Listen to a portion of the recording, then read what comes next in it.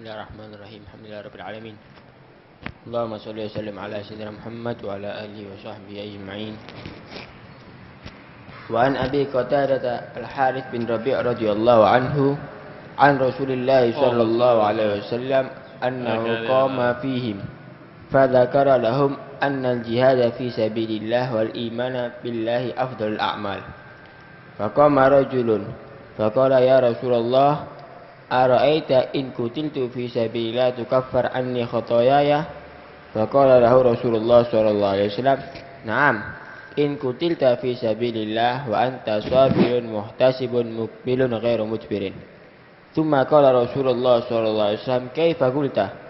Qala ara'aita in kutiltu fi sabilillah atukaffar anni khataayaya?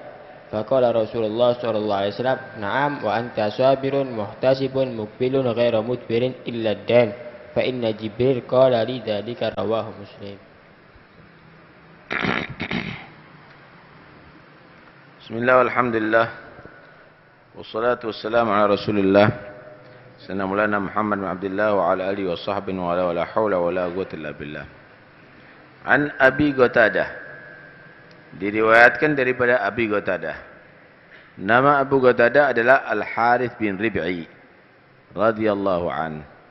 An Rasulillah sallallahu alaihi wasallam, dari Rasulullah sallallahu alaihi wasallam diterangkan annahu qama, Nabi sallallahu alaihi wasallam berdiri fihim, di antara para sahabat. Fadzakara lahum, Nabi menjelaskan kepada mereka para sahabat al-jihad, tentang keutamaan jihad fi sabilillah, di dalam membela agama Allah. Wal imana billah, dan tentang masalah iman terhadap Allah, afdalul a'mal, yaitu paling utamanya amal-amal. Faqama rajulun, maka seseorang berdiri. Faqal, dia berucap, ya Rasulullah, wahai Rasulullah, ara'aita in qultiltu fi sabilillah, bagaimana pandangan Anda jika aku terbunuh di dalam jihad fi sabilillah, tukaffar anni khataayaya, apakah dihapus dariku dosa-dosaku, kesalahan-kesalahanku?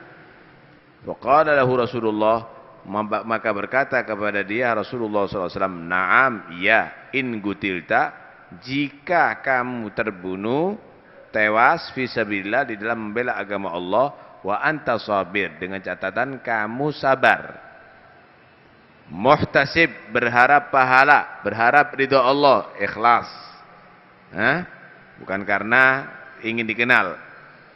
Muqbil ghair mudbir, maju terus dan tidak mundur, dalam arti tidak dari pengecut. Memang kamu niatnya mau membela agama Allah, maju terus untuk jihad, bukan jadi pengecut mau melarikan diri terbunuhnya. Tsumma qala Rasulullah, maka Rasulullah berkata, kaifa qult, ngomong apa kamu? Apa yang kamu katakan tadi?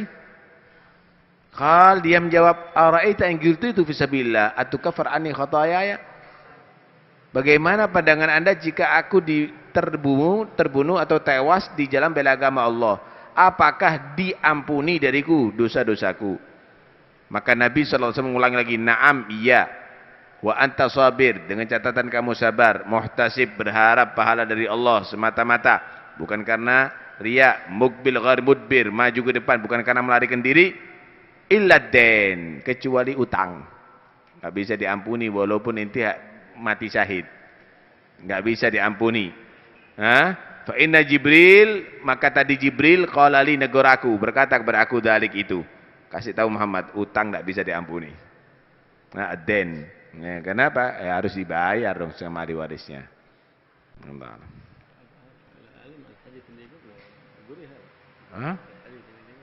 Qablu غلطان شهيد وفلان شهيد شهيد وفلان شهيد انت تمرت عن عمر بن الخطاب رضي الله عنه قال, iya, keliru nih, lompat ini. Lamma kana yaumu Khaybar aqbala nafarun min ashabin Nabi sallallahu alaihi wasallam faqalu fulanun syahid wa fulanun syahid hatta marru ala rajulin faqalu fulanun syahid. Faqala Nabi sallallahu alaihi wasallam, kalla inni ra'aitu fin nar fi burdatin ghallaha aw aba'ah, rawahu Muslim. Dari Umar bin Khattab radhiyallahu anhu berkata, lamma kana yaumu Khaybar, ketika hari Khaybar, perang Khaybar, ada perang Khaybar di zamannya Rasulullah. Akbala nafarun, datang beberapa orang min ashabin Nabi SAW, dari sahabat Rasulullah. Waqalu, mereka berkata memuji-muji, fulanun syahid, si fulan syahid ya Rasulullah, fulanun syahid, si fulan syahid ya Rasulullah. Hatta marru ala rajulin, sampai melalui satu orang. Faqalu fulanun syahid, si fulan mati syahid. Faqala Nabi sallallahu alaihi wasallam, maka Nabi menyatakan, kalla, enggak, si fulan enggak mati syahid. Inni ra'aitu finnar, aku melihat dia sekarang di neraka. Fi burdatin, karena ada satu selimut, ghallaha, yang telah ia curi, yang ia korupsi, itu selimut. Ada riwayat aba'ah, sama selimut. Nah, jadi jangan menyatakan orang itu mati syahid, belum tentu. Nabi tahu ini masuk neraka. Kenapa? Karena dia mengkorupsi, menipu, mengambil satu selimut, begitu. Alhamdulillah Rabbil Alamin, wassalatu wassalam ala nurul mubin Sayyidina Maulana Muhammad wa ala alihi wa sahbihi ajma'in. وبالسند المسلم في كتاب رياض الصالحين قال: وعن عمر بن الخطاب رضي الله تعالى عنه قال: لما كان يوم خيبر أقبل نفر من أصحاب النبي صلى الله عليه وآله وسلم. يوم خيبر يوم عظيم، كان ذاك غزوة خيبر في السنة السادسة من الهجرة، بعد رجوع النبي صلى الله عليه وآله وسلم من صلح الحديبية. وقعت غزوة خيبر، وكان فيها الغنائم الكثيرة. فلما وقعت غزوة خيبر قال نفر من أصحاب النبي صلى الله عليه وآله وسلم، النفر الجماعة، يقال من 3 إلى 10 نفر، ولا يقال الواحد نفر ولا 2 نفر ولا ما زاد على 10، يقال ولا مفرد له من لفظه، إنما له لفظ يدل على الجمع ولا مفرد له من لفظه. نفر من أصحاب النبي صلى الله عليه وآله وسلم، أولئك النفر وصفهم أنهم من صحابة النبي صلى الله عليه وآله وسلم. Kejadian ini ada di perang Khaybar. Perang Khaybar itu peperangan di tahun ke-6 daripada Hijriah, setelah perjanjian Hudaybiyah.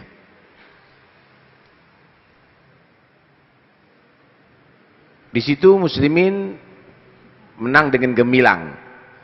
Banyak hasil rampasan perang. Ada nafarun min ashabin Nabi, beberapa kelompok manusia.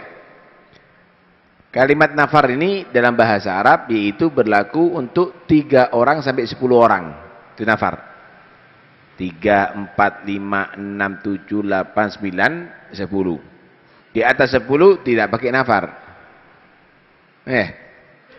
Jadi tidak dikatakan untuk mufrad. 3 orang sampai 10 orang disebut nafar. Ada beberapa kelompok daripada sahabat Rasulullah sallallahu alaihi wa alihi wasallam yang ia berkata yang seperti tadi diterangkan.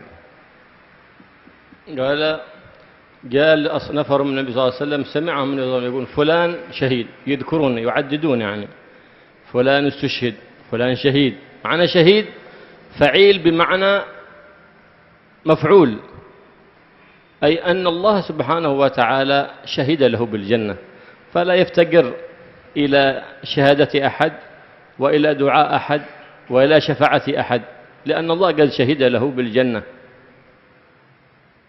فلا تحسبن الذين قتلوا في سبيل الله أموات بل أحياء عند ربهم يرزقون. أو فعيل بمعنى فاعل، أن الله سبحانه وتعالى قد أشهده موضعه من الجنة قبل أن تفارق روحه جسده.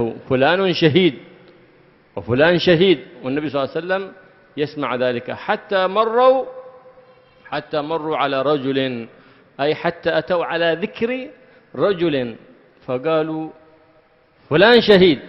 سمع النبي صلى الله عليه وسلم اسم فلان فقالوا فلان شهيد. فقال النبي صلى الله عليه وآله وسلم كلا.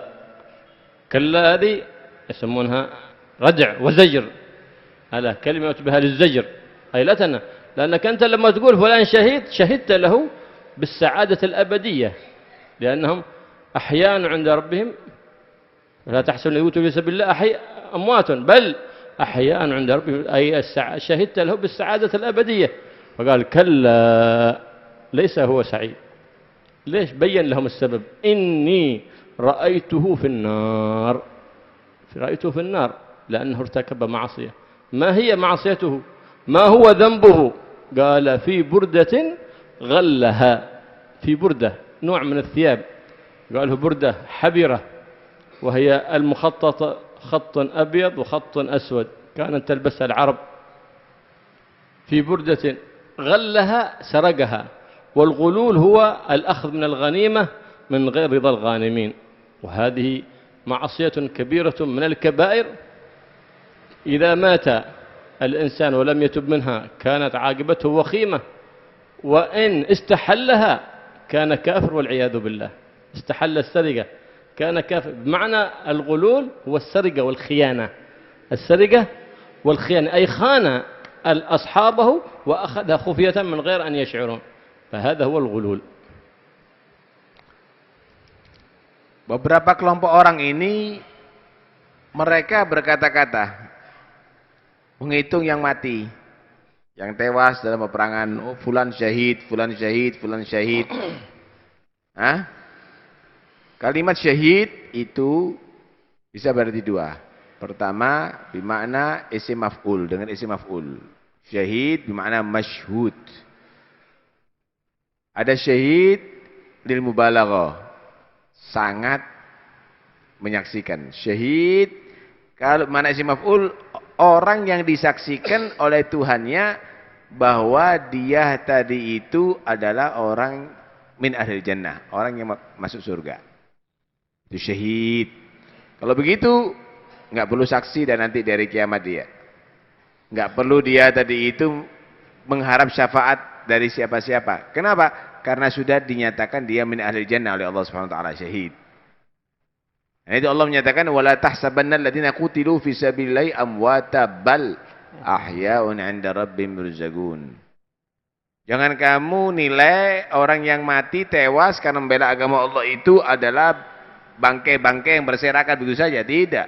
Tapi dia adalah orang-orang yang hidup dalam keadaan bahagia di sisi Tuhannya, mendapatkan rizki yang istimewa daripada Tuhannya Allah Subhanahu wa taala, penghormatan yang luar biasa. Kalau itu syahid bermakna masyhud atau isim maf'ul. Atau syahid orang yang sangat menyaksikan, artinya Allah menjadikan dia bisa menyaksikan. Sekalipun belum akhirat, tempatnya dia ada di surga. Dia bisa melihat bagaimana tempatnya dia ada di surga Allah Subhanahu wa taala. Ini namanya syahid. Nah, dia bisa menyaksikan. Allah menjadikan dia bisa menyaksikan bagaimana tempatnya dia di surga sebelum masuk surga. Karena itu menyatakan orang-orang yang mati syahid nih, orang-orang mati membela agama Allah, jangan dianggap dia itu mati. Dia itu sudah menyaksikan ahya, dia itu orang hidup di sisi Tuhannya, menyaksikan bagaimana kenikmatan surga yang ia akan huninya nantinya setelah di akhirat nantinya. Allahu Akbar, ya. Itulah syahid. Ini orang menyatakan ini fulan syahid, fulan syahid, fulan syahid. Ketika menyebut fulan syahid, ada seseorang yang disebut, kata Nabi, kalla ini lirada wa zajar. Enggak kata Rasulullah. Si fulan enggak mati syahid. Loh, kenapa ini? Nabi nerangkan, ternyata aku melihat dia neraka, bukan di surga. Berarti bukan syahid dong kalau di neraka. Kalau syahid itu berarti sudah dia sudah dinyatakan min ahlil jannah. Jadi neraka. Kenapa? Dia menghulul.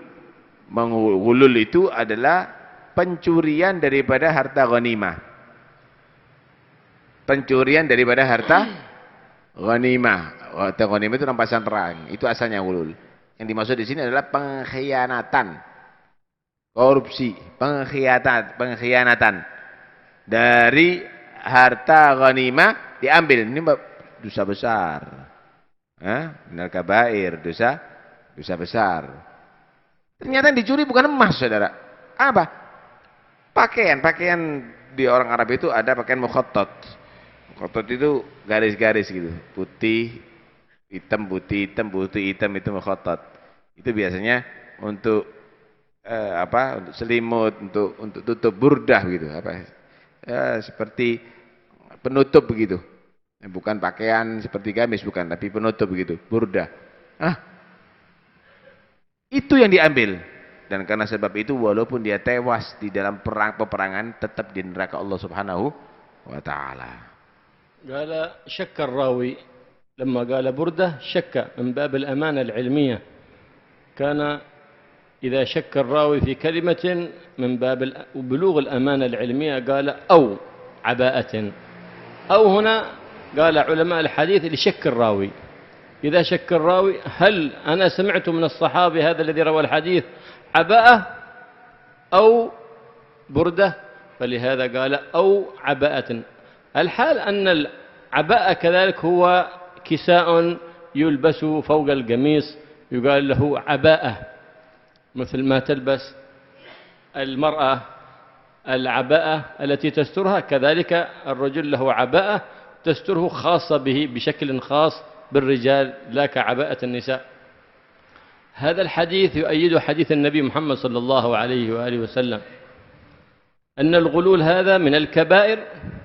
كذلك من رأى شخصا يغل، رأى شخصا يسرق وسكت عليه فهو سارق مثله، فهو غال مثله. لهذا ورد في الحديث الآخر عن النبي محمد صلى الله عليه وآله وسلم من ستر غالا فهو مثله. أي أنت الذي سترته أو الذي أعنته من باب أولى، ألا مجرد أن تراه فقط وتستر وتسكت عنه أنت مثله. من حقك النبي صلى الله عليه وسلم يقول ماذا؟ انصر أخاك ظالما أو مظلوما. قالوا يا رسول الله عرفنا كيف ننصره مظلوما، فكيف ننصره ظالما؟ قال تردعه عن الظلم. أنت إذا سترت هذا الغال، سترت هذا السارق، فأنت مثله. قال النبي صلى الله عليه وسلم من ستر غالا فهو مثله، أي الإثم الذي يحصل ذاك الغال يحصل ذلك الذي ستر. من باب أولى أعانهم. تعرف أن هذا القاضي أو هذا صاحب شرطة أو غير ذلك يستلم رشوة ليغير يبدل الباطل حق والحق باطلا وتسكت عن ذلك فأنت مثله. تعرف أنه يتولى أشياء حرام أو يأخذ هذا أو يأخذ مال هذا أو يغير كما يفعل بعض الموظفين، فإنه يستحل لنفسه ويأكل مال الناس مال الدولة ثم يؤول لنفسه الأعذار ويحلل لنفسه الحرام بحسب هواه. وفي من الناس من أهل الوظيفة يعرفون أنه سارق وأنه خائن في وظيفته ويسكتون عنه. أولئك شركاء له، إما أن تبلغ وإما أن تطلب استقالتك من هذا العمل الذي يكون سبب خسارتك الدنيا وخسارة آخرة الآخرة، والآخرة عذابها أشد وأعظم. Ada di sini disebutkan fi burdatin ghallaha atau aba'ah. Burda seperti tadi itu, aba'ah mirip seperti itu. Alhasil di atas gamis yang dikasih kain, nah di situ namanya burda atau aba'ah. Kalimat au di sini adalah bukan dua-duanya atau keraguan dari Nabi, tapi perawi. Apakah Nabi menyatakan fi burdatin ghallaha atau fi aba'atin ghallaha? Nah, ini menunjukkan bagaimana harus ada amanat ya dalam penyampaian ilmiah. Jangan nanti di kitab ini disebutkan begini, dipelintir, diartikan yang lainnya. Ini enggak amanat nih, enggak ada amanat ilmiah. Apalagi kitabnya dicetak dengan tulisan yang lain. Contoh misalnya ada babu ziarati qabrin Nabi. Dirubah babu ziarati Masjidin Nabi. Ini tidak amanat ini. Ini orang tidak amanat. Ini amanah ilmiah kata Habib Abdullah dari itu. Nah, ini perawi begitu. Jadi merawikan hadis ini betul-betul tidak sampai dia tadi itu dari dirinya sendiri, tapi betul-betul perawi. Kalau ragu tambahi au biasanya. Tambahi au. Taib. Ini adalah satu gambaran bagaimana penipuan itu adalah haram, bahaya itu ya, penipuan. Termasuk syuraka daripada penipuan, termasuk orang-orang yang sama dengan penipu adalah orang yang mengetahui penipuan tapi dia diam, dibiarkan menipu. Jangan, bongkar itu penipuan. Kalau Anda mampu, kalau enggak nasihati dong. Jangan Anda mendukung penipuan tadi itu. Wah, karena ini satu organisasi, wah karena ini satu partai, wah ini enggak bisa dah. Inti sama dengan penipu, inti sama dengan malingnya, inti sama dengan koruptornya kalau begitu tuh. Jangan. Kenapa ini dosa besar nih, mati di padang pertempuran aja masuk neraka kok di zamannya Nabi loh nih. Ikut dalam peperangan bersama pasukan-pasukannya yang diutus sama Rasulullah, mati masuk neraka, apalagi ustadz kok. Apalagi orang seperti kita yang bukan sahabat. Hati-hati, jangan.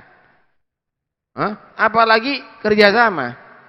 Gimana caranya untuk terus akhirnya disunat duitnya yang 1 miliar jadi 800 juta untuk mereka dapat fee.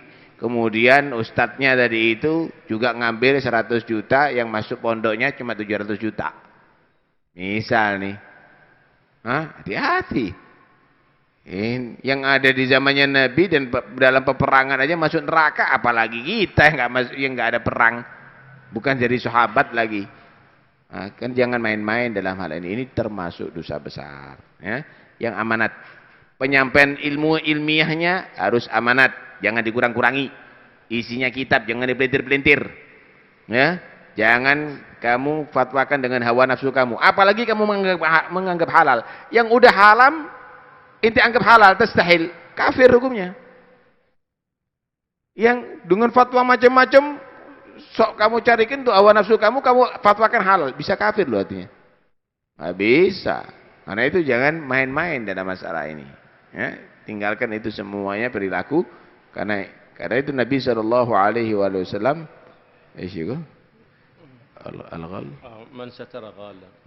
man satara ghallan bahwa mithluh. Orang yang dia tadi itu menutupi rencana koruptor, orang yang menipu, orang mencuri, sama dengan pencuri. Sama dengan pencuri. Nah ini karena gimana ini? Ini karena satu kelompok dengan kita ditutup-tutupi. Bahwa mithlu, sama pencurinya, sama koruptornya, sama dengan penipunya. Nggak boleh begitu. Ya, jangan mengadakan penyelamatan dalam hal yang demikian ini. Ya, jangan menjadikan penyelamatan. نعم. كان هناك جماعة دخلوا على ابن عباس رضي الله تعالى عنه فقالوا يا ابن عم رسول الله صلى الله عليه وسلم إنا أقبلنا من بلاد بعيدة حجاج، فلما كنا قريبين من هنا مات أحدنا فغسلناه وكفناه وصلينا عليه وحفرنا له قبرا فطلع في ذلك القبر ثعبان عظيم كبير، فتركناه وحفرنا قبرا آخر فطلع ذلك الثعبان، فتركناه وحفرنا قبرا آخر فطلع ذلك الثعبان، فحفرنا عدة قبور وفي كل مرة يطلع لنا ذلك، فتركناه على حاله ملقى على الأرض وأتينا إليك يا ابن عم رسول الله فماذا نفعل به؟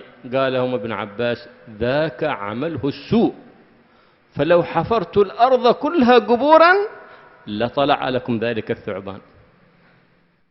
حججنا ورجعنا إليه وحفرنا وتركناه ووضعناه على حاله ثم ألقوه في قبر الذي فيه الثعبان، فحجوا. بعد أن حجوا قالوا رجعنا على عجل نريد أن نسأل زوجة هذا الرجل إيش هذا كان يعمل، إيش كان يعمل من ذنب ولا أحد يعرف عنه. فرجع أول ما وصلوا قصدوا زوجة ذلك الرجل، ماذا كان يصنع زوجك، ليش لماذا؟ فحكوا لها القصة. قالوا نعم إن هذا زوجي كان يبيع ويشتري، لكنه كان يغش في بيعه والشراء، كان يبيع الحنطة ويغش فيها ويخلطها بحيث يزيد في الوزن. البيع والشراء أمانة كذلك، البيع والشراء أمانة. لهذا يقول النبي صلى الله عليه وسلم البيعان إن بينا، أي بين كل واحد عيبه في الثمن وعيبه في المثمن، بورك لهما،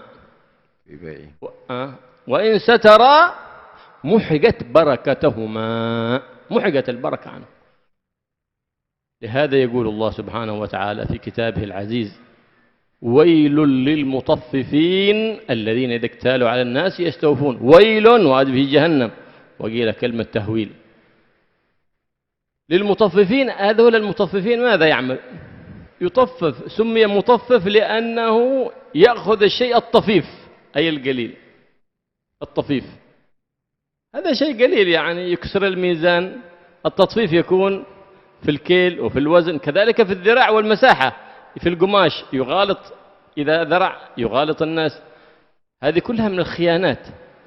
هذا في تطفيف في شيء قليل، يعني ماذا سيكسب هذا من قليل من هذا وقليل من هذا؟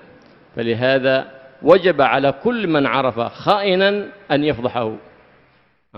طيب، وهكذا نسأل الله سبحانه وتعالى أن يحفظنا وإياكم من الخيانة، ويجعلنا وإياكم أمينين في ظاهرنا، أمنا في أسماعنا وفي أبصارنا. فهذه أمانات أودعنا الله سبحانه وإياها، عين، السمع، البصر، اللسان، كل هذا أمانات. الله يوفقنا وإياكم لحفظها عما حرم الله سبحانه وتعالى، ويوفقنا وإياكم لتسخيرها في طاعة الله، إنه على ما يشاء قدير وبالإجابة جدير.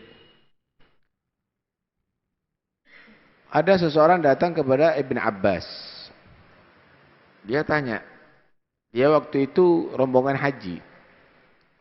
Wahai putra ammi Rasulullah, kami ini rombongan haji. Salah satu di antara kami ada yang meninggal.